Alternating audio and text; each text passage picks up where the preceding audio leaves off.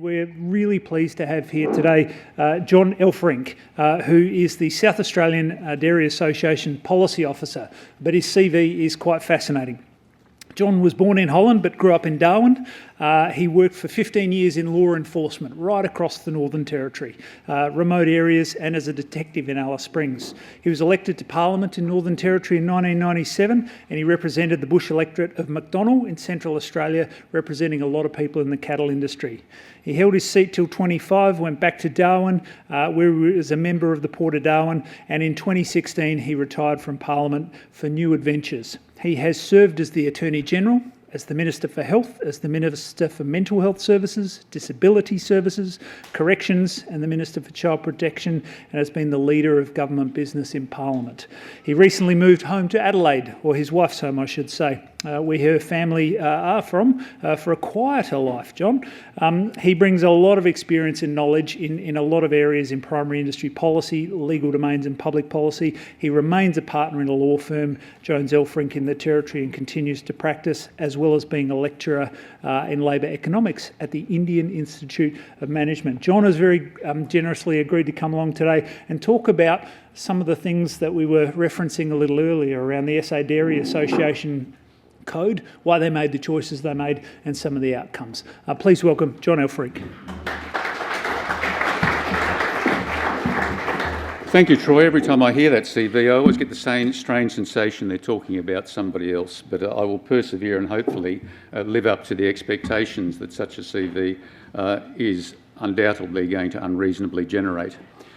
To cut a long story short, I think it's important for the dairy industry to describe what it went through to ultimately find itself in the circumstances where a mandatory code was finally brought to the industry by the Government of Australia. It is not something that is done lightly.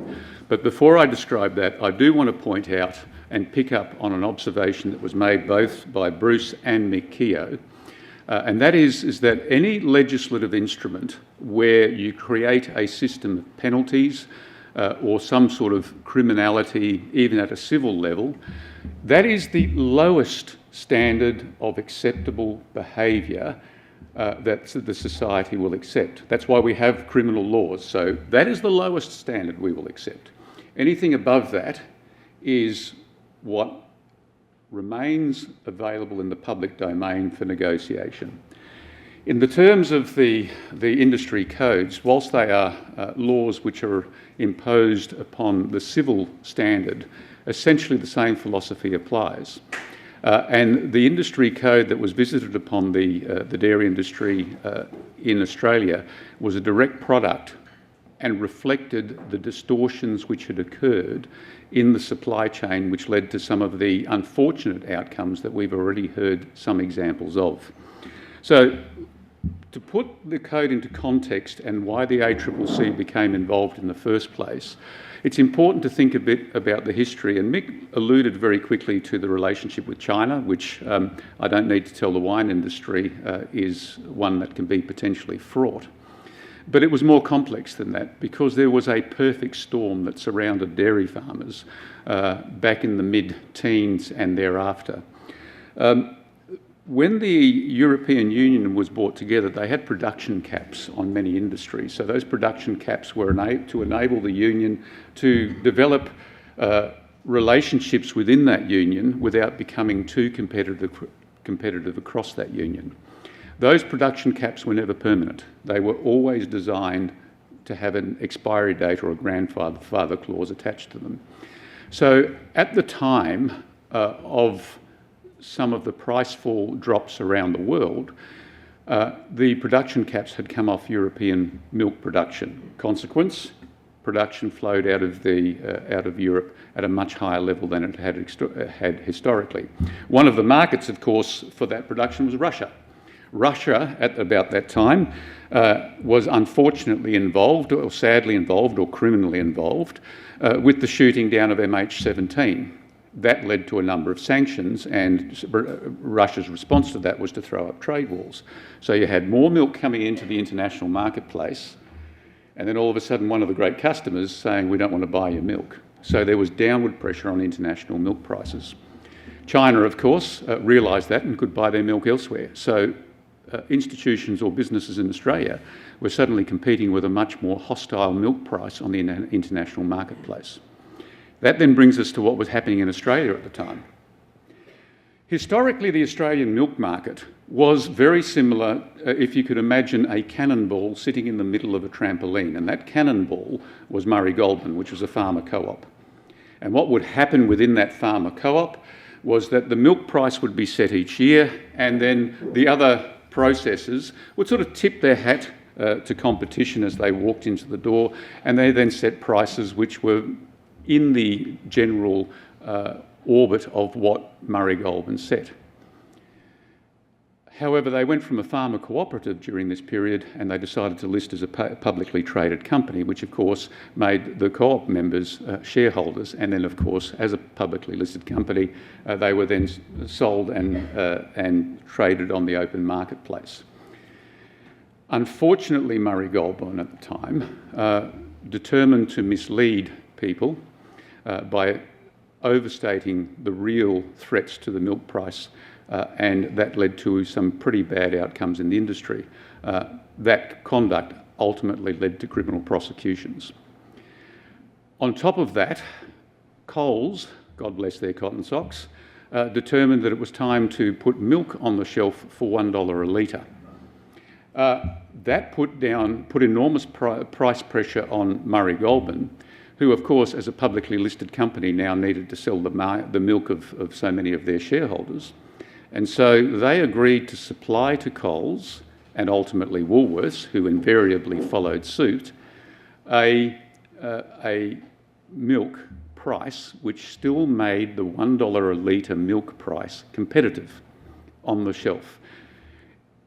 Coles, I suspect, and Woolworths were probably prepared to run those milk prices as loss leaders, in the sense that they got people into the milk section, which invariably is at the back of the store, and as customers come back through the store, they then can pick up other material off the shelves, and that's how you offset the loss, the loss you make on the milk.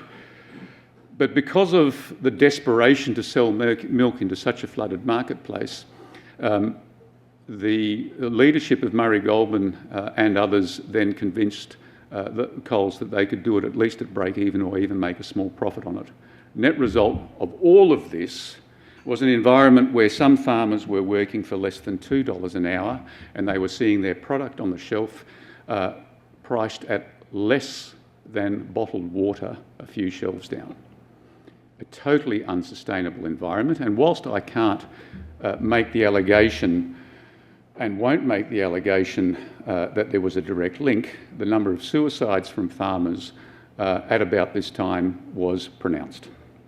So there's a real human cost for what occurs in these environments, and I think that you can't overlook that human cost. So that was the environment into which the ACCC finally decided to pay some attention, or in a timely fashion, and as a consequence they had an inquiry. And of course everybody was expecting the finger of blame to shift directly to the supermarkets who had created this outrageous $1 a milk price. The ACCC did not come to that conclusion, well, not exclusively. The finger of blame was far more pointed towards the processors themselves and the contracts that they had created, and the relationship that they had created between farmer and themselves. It was described a little bit earlier where you would expect a partnership, that it decays very quickly in these environments to parent and child. I wish I could be so generous about those contractual environments, because when it came to negotiating out what should be in this code, many state jurisdictions were reluctant for a mandatory code because they didn't want to upset the processors. That wasn't a parent-child relationship. That was a domestic relationship which was almost violent in the way that it was making the participants in part of that relationship cringe at the very thought of upsetting the processor. That's how poorly the contracting environment was becoming manifest. South Australia continued to argue stridently, as did other jurisdictions, that there needed to be a mandatory code. The greatest point that we could come to point to the other jurisdictions who were more nervous about that approach was that the ACCC themselves had determined that that was the only suitable proposition. So if you read the ACCC report of this period, they actually said, this is so broken, there needs to be a mandatory code to set the parameters. Hence my opening comments is that a code should only set the minimum standards of behaviour between the negotiating parties. The structure of the contracts that we heard described earlier were all about shifting risk. So, as Mick Keogh pointed out, there was a contractual environment where the risk was shared almost exclusively, or sent to almost exclusively to the farmer, where the processor almost washed their hands of the risk. So the processor sets a price. So in the dairy industry, how it used to work is a processor would say, we think milk is going to be worth that much over the next year. And as you supply the milk, we will pay you in accordance with that supply. And then at the end of the year, we'll do a calculation, and if we've earned a bit more out of that milk, we'll give you what's called a step up, which is a nice little cheque at the end of the year, which is a nice little bonus for the farmer. The counterpoint is that if they've got the calculation wrong, they would then do what was called a retrospective, backward-looking step down. Oh, we paid you too much, so while you're earning $2 an hour and your product is on the shelf for less than the price of water, here's a $250,000 bill for supplying to us, was how it had become manifest. Now that's an extreme example, but nevertheless that was what was happening. And for that reason, the relationship was determined to be, for lack of better words, so unhealthy that it needed to be attended to. So the government of the day determined, quite rightly, that it was time to take the ACCC's advice and then collect a group of individuals, including farmers as well as processor groups, to describe what should be in the code. This is where South Australia did drift a little bit away from the general sensation in the room, because we, as a jurisdiction, wanted to avoid the temptation to move all of the risk away from the farmer and place it all on top of the processor. Because if that had occurred, and there were many who would have argued for that to occur, then the processor's opening price would have reflected that risk profile, and therefore that price would have come down as a consequence of that. The South Australian Dairy Farmers Association argued at the national level for a balance or risk parity between the participants in the industry code. So what needed to be in a code to enable us as a country and as a national industry to be able to reconcile risk in such a way is that there was a risk parity coupled with, if you'll excuse me, coupled with a contracting parity. And what I mean by contracting parity, and I suspect that some in the wine industry will understand this instinctively, is that when a company like Saputo or Lactalis, well, let's use Saputo. I think the last time I read their annual report, their balance sheet had about $7 billion worth of assets on it as an international company. I could stand corrected, but it's about that. Sits down with a farmer with 150 cows. There is a contracting disparity that exists. There is simply a power that the processor has and says, here's your contract, like it or lump it. Some of those contractual terms included terms like that if you produce more than we contract for, we'll take the rest, but we'll pay you half for any extra. Other contracting terms simply said, this is an exclusive milk supply contract, you'll supply us this much, you'll supply nobody else, and that if you try and supply somebody else with excess, you will be in breach of contract. Those are the sorts of things that we then needed to address in relation to whether a contract was going to be exclusive or alternatively whether a contract was going to be non-exclusive, and what rules surrounded the operation of each. So we were careful to describe in the code the idea that a contract had to declare at the outset whether it was exclusive or non-exclusive, because it changed the rules in relation to what the processors could ask for. We were mindful of the fact that it was a compulsory code, which means it applied not only to the processors but also to the farmers, which meant that the rules that were imposed largely affected the processors, but farmers still had to obey those rules. We had to avoid inadvertently sucking in processors who shouldn't be subject to the code. So a small artisan cheesemaker shouldn't have to spend tens of thousands of dollars developing up a contract to post on a website for the world to see. And so we had to work out ways that we could protect the small artisan producers, and I'm sure that you've got similar producers in the wine industry.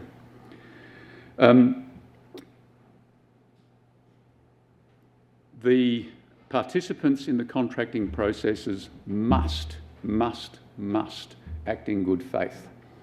Now, that's easy to say, a little bit harder to police, but basically it places a responsibility that on all participants in the dairy supply chain, that the avaricious, hard-edged, flint-nosed commercial approach to extracting as much as you possibly can out of a contract is tempered by straight up and down reasonableness.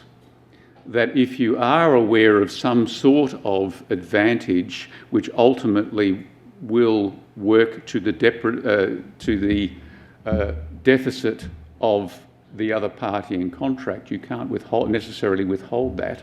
You've got to share that information so that there is clarity and reasonableness built into that contract. So the example we heard of the bananas, I think Bruce mentioned it before, I'm buying the bananas at $12 a box, great price, yep. In the dairy industry, there has to be a declaration in terms of the management of good faith that if I can offload your milk for X number of dollars, that I should at least tell you that that's what I'm capable of doing, so that there is a levelling of the relationship between the contracting parties. You've got to have written agreements, guys. This was mentioned by Mick. Mick said that most contracts weren't written. That's not entirely true, but there were many contracts that weren't written. So farmers would just have the milk truck arrive up the driveway every day. The milk would be decanted into the tanker, taken off for testing, and then the farmer would receive 4 to 6 weeks later some money that the processor determined was going to be the right price. That led to some pretty unsatisfactory outcomes, but was a manifestation of the distortion that had occurred between processors and farmers alike. The one element of contracting that we were strident about was, in an effort to ensure that there was legitimate competition between processors for farmers' milk, that there should be a decent period of price statement prior to a farmer becoming subject to a milk contract, i.e., we used as a yardstick the financial year, which starts on the 1st of July. So it's written in the code that every single processor, which is medium to large processing firm, has to, on their website, post a contract which contains all the terms and conditions of that contract up to and including the milk price. So that enables farmers for a whole month to go and look at all the different websites and enables farmers to compare the market. Prior to the introduction of the code, prior to the investigations by the ACCC, farmers were being asked to sign up to contracts and then they were told what the price was afterwards. Those sorts of things were just not appropriate in any fair contracting environment.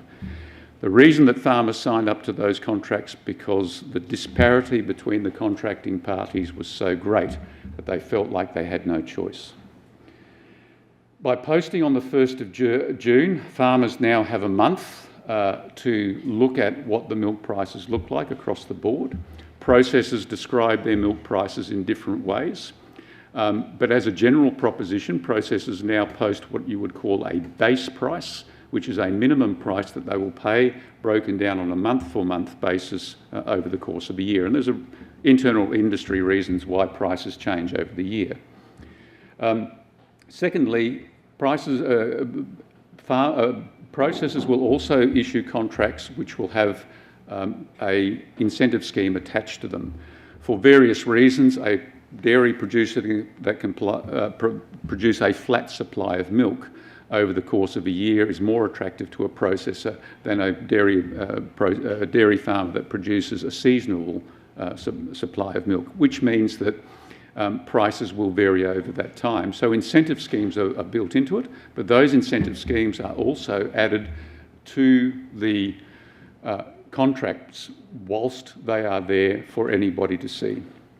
Another component is that we also have the cooling off period, so that if a farmer signs up to a contract, they have 14 days to extricate themselves from the contract should they choose to do so, and they can do so for any reason that they see fit. We still argued for and allow the idea of step downs, however they may only be prospective.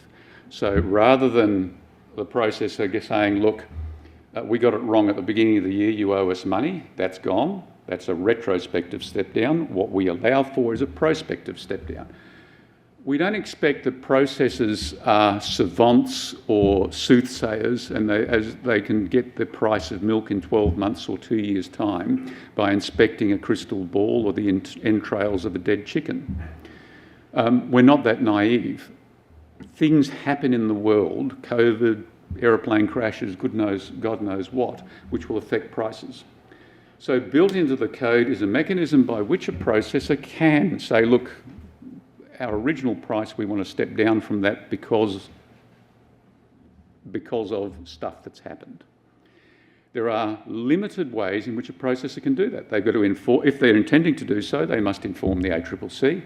And the other thing is that the farmer then has the right to terminate the contract should the processor seek to go down this path. If there is a genuine reduction in international prices, all processors will be jammed in the same position, which means that if a farmer finds themselves subject to a step down, if there are other processors that are still offering full price, then it's probably not the case that there's a major issue in the international marketplace. But alternatively, if they can't find a better deal because all processors are suddenly saying, no, we can't offer you any more, then that's a legitimate expression of the marketplace. And we, as the South Australian Dairy Farmers Association, argued that that should be in the code because we didn't and don't in any way argue for price-fixing arrangements. Codes are not price-fixing arrangements, and if anybody has an expectation that a code will be a price-fixing arrangement, I would seek to disabuse you of that view immediately. The marketplace still is the marketplace. The code does not rescue the marketplace from the slings and arrows of the outrageous fortune of pricing, whether it's in the wine industry or in the milk industry or whatever industry. What the code should do is create a minimum standard of behaviour and contracting parity so that the parties that are sitting either side of the contract appear in that negotiation as effective equals. That is the minimum standard to which the dairy industry is now committed to. Having said that, I then want to talk about briefly what's happened since that time. So this code has now been operating for a number of years. 4 years I've been watching processors now post their contracts up on websites, and I've seen farmers change their processes in accordance with their needs as business people. That has been a joy to watch. But moreover, what we've found is that the parity that is grown through the contracting process has now percolated into other elements of the industry. Enter the South Australian Dairy Industry Action Plan, of which South Australian Dairy Farmers is a proud author, and we now have a number of partnerships that we enjoy across the supply chain with our processor partners. Who would have thunk that we would use those words a few years ago? We actually see our processors as partners because we are part and parcel of the same industry. So our processors now come and speak to us about the issues they face. I will give you probably the most pronounced example of these partnerships. Two processors have approached the South Australian Dairy Farmers Association, namely through our ability to provide these services, and we have now drafted processor contracts for them. To give you an example, that's the equivalent of a union an employer group going to a union saying, "Can you write our employment contracts?" In return for that trust given to us by processors, we have protected those relationships and built upon them. The South Australian Dairy Industry Action Plan has now been embraced by processors and producers in this state alike, to the point where the South Australian Government has now adopted that plan as the government's policy. So in this jurisdiction, the South Australian dairy industry, coupled with the South Australian Government and the South Australian processors, we are now positioning ourselves to be careful not to offend competition laws. We still can't set prices, and we don't seek to, but we do work in cooperation to now enter into new markets. So we're now reaching into places, or will be reaching into places like Southeast Asia, where we see a great future for dairy products from South Australia. Milk is a little bit like petrol in the sense is that that within the local market you will produce so much milk, and that's as much as that will be required. If we're going to enhance or grow the South Australian industry, then we have to find markets beyond our shores. The only way, or in our opinion, the best way that we can do that is through a collaborative approach across the industry, using government as a partner in that process.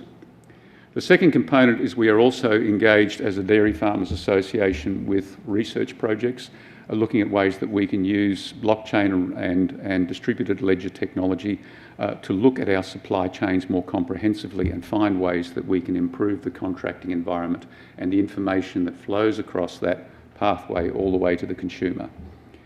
If we're successful, we will outperform other jurisdictions in this country, and we think we'll outperform other jurisdictions around the world. So in the space of 6 or 7 years, as an industry here in South Australia, we have travelled from one of acrimony and mistrust to one of genuine cooperation. We believe that the Australian environment will eventually get to the same place. Certainly, if you look at the national plan, it's starting to follow that pathway, and we are doing it as partners. And part of that process can trace its roots, in our opinion, all the way back to the fair and valid contracting process that has been developed by a mandatory code. That is not to say that the mandatory code will fix it all. It will lock in things that you won't like, but at least it provides the one thing that I saw come up on the screen earlier, is transparency and certainty in the process. I'm open for questions.